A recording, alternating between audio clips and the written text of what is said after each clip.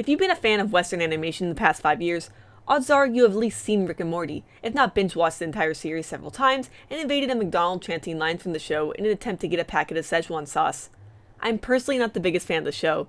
Its sci-fi concepts are a lot of fun, but due to the episodic nature of the show, these unique ideas are dealt with too fast for my liking, and I just don't enjoy their use of sexual humor. In 2018, the show was renewed for a record-breaking 70 episodes though, so there is no denying its popularity. Whether you like it or not, it's going to be around for quite some time.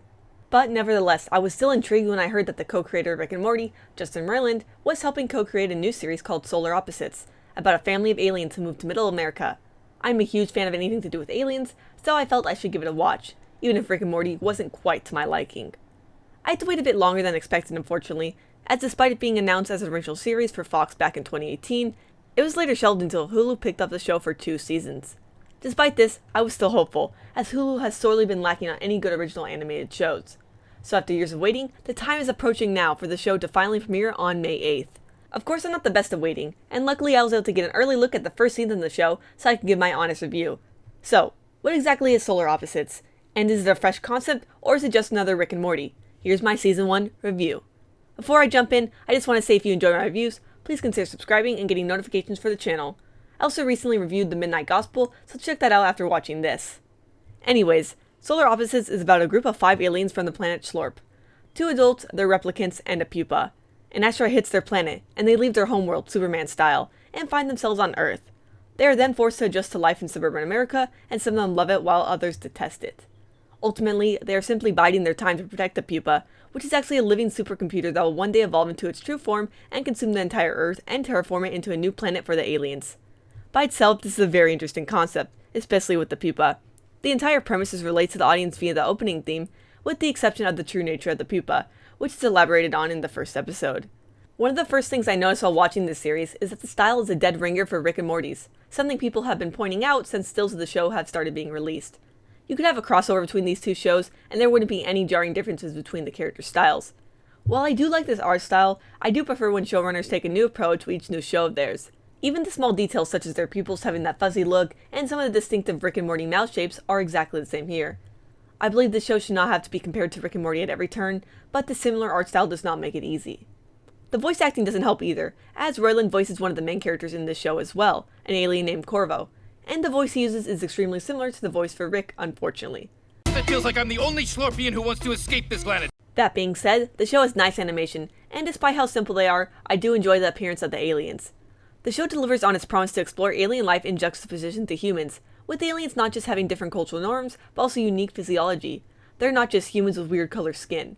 They're able to do things humans cannot, such as regenerate parts of their body, meaning that they are always safe from the onslaught of gore that appears in most episodes. Yeah, the show is very violent. The show's humor is derived from the aliens not understanding human norms, and them often misinterpreting things the humans, particularly those of us in the West, accept as normal. The show has a lot of pop culture references, something that often causes confusion and humorous antics for the alien family. Along with that, there is quite a bit of dark humor, but I never felt like it was excessive like I do with Rick and Morty, and really adult animation as a whole.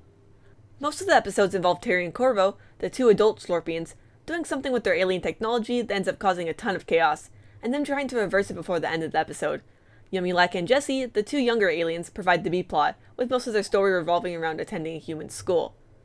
The show also tries to tackle complicated topics, like gender politics, which I can imagine will be pretty decisive among fans. However, I do think this is a great show to tackle such things, as having aliens as the main characters is a great vehicle to point out how ridiculous or strange human norms can be. For example, one of the aliens, Jessie, wears a bow, and because of that she expects everyone around her to assume she is a girl, which isn't always the case. Sometimes the show seems to dive a little too seriously into these topics, like they're trying to make some serious point, but it will often pull itself back and make more jokes about the situation, so it sends some mixed signals.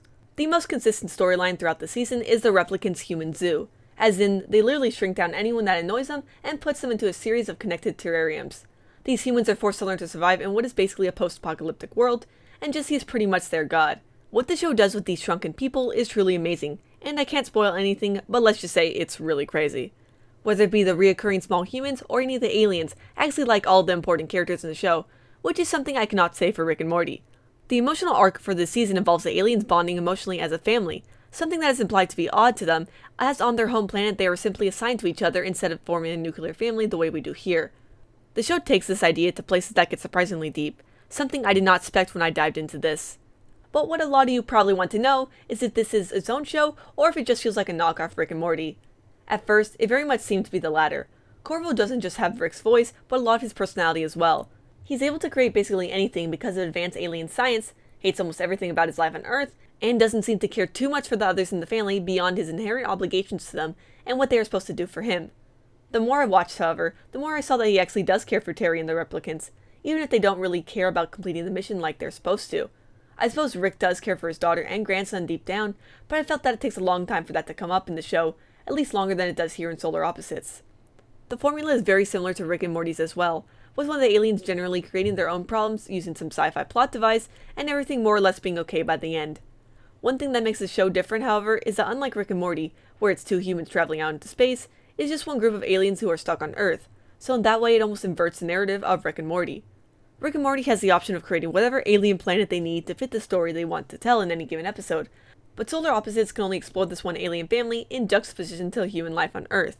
The constraints of Solar Opposites means that the writers must work harder to be more creative, and consequentially we get a lot more focus on the aliens since we already know Earth and humanity in general, as opposed to whatever wacky new alien species Rick and Morty would have us meet every week.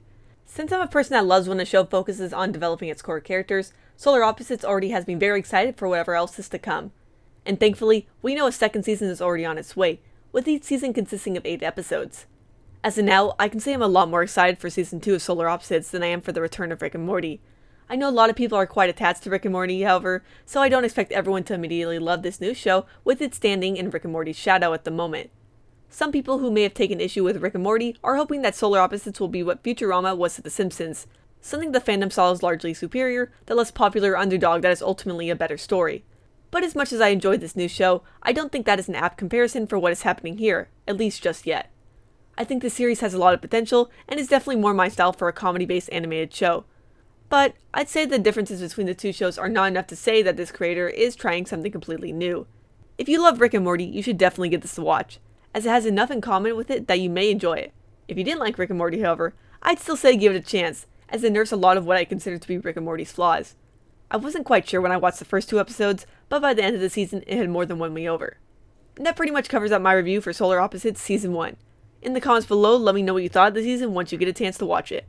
If you want to help support the creation of more animated mini Hailey, consider giving us a tip via our Utip page, or becoming a patron on Patreon. Also subscribe and check out my other early reviews if you get the chance. Thank you for watching, and have an animated day.